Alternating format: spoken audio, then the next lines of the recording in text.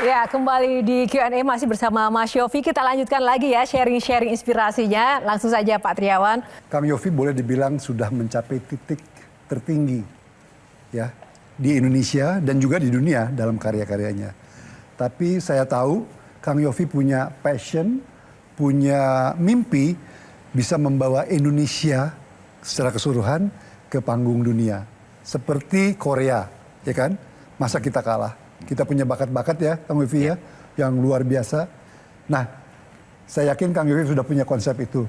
Coba ceritakan bagaimana cara kita, tentunya bukan pekerjaan Kang Yofi sendiri. Ini adalah kerja bareng, ya.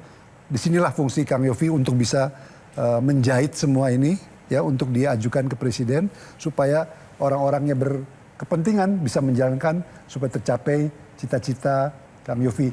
Kira-kira apa dan bagaimana caranya supaya Indonesia bisa mendunia?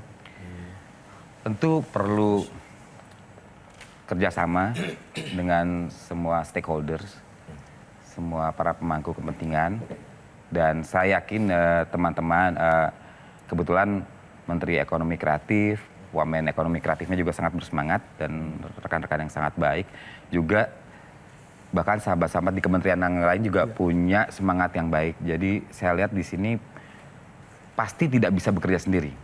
Bahkan ini tampaknya harusnya menjadi semacam strategi nasional. Strategi nasional semuanya. Dan ketika semangat yang baru ini harus didukung oleh sebuah narasi besar. Kalau saya melihatnya seperti itu, Kang Tri. Tentu ini harus kita sepakati bersama dan kita harus berkoordinasi.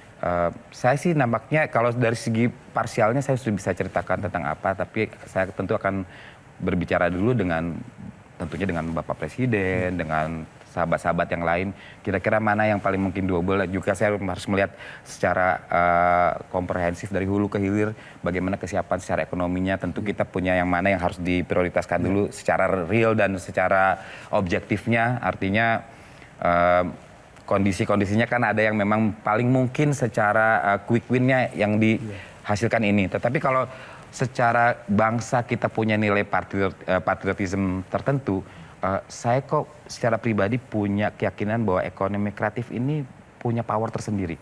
Yang mungkin kurang apa ya, Mas? Kita ini yang kurang adalah narasi besar itu. Nah, misalnya begini, ketika secara ekonomi kita turun sekali. Ingat kita masa pandemi, mungkin teman-teman ingat ya, kita tidak bisa melakukan apa, ekonomi jatuh semua. Yang hidup apa? Secara UMKM, teman-teman secara kreatif, ada yang jualan comro, ada jualan bakso, teman-teman saling berjual sendiri. Itulah yang menyelamatkan negeri kita dari terpuruk pada saat itu. Ekonomi kreatif lah yang menyelamatkan bangsa ini. Oleh sebab itu, salah satu rencana kecilnya, saya sih ingin punya pusat pemberdayaan bakat hebat Indonesia. Bakat hebat itu bukan hanya di seni budaya saja. Ada 17 sektor kreatif. Kang Triawan sudah membidaninya melalui Bekraf pada saat itu.